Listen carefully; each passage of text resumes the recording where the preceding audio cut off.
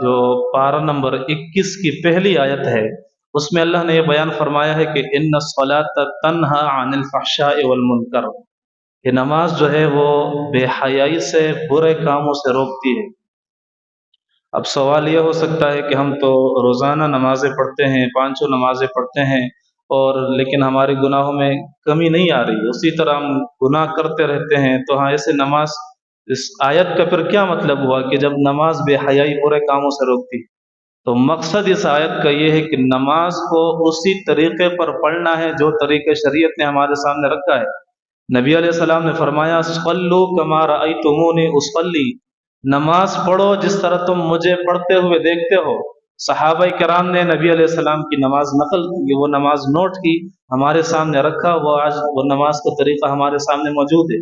नमाज सिर्फ ये नहीं है कि बस नियत बांध ली, कुछ भी पढ़ लिया, ऊपर नीचे हो गई, बस खत्म। बल्कि नमाज के फ़राइज़ है, नमाज के वाजिबात है, नमाज की सुन्नतें हैं, नमाज के मकरूहात है। इन सारे जो मसाइल हैं, इनको याद करना भी हर मुसलमान की जिम्मेदारी बनती है।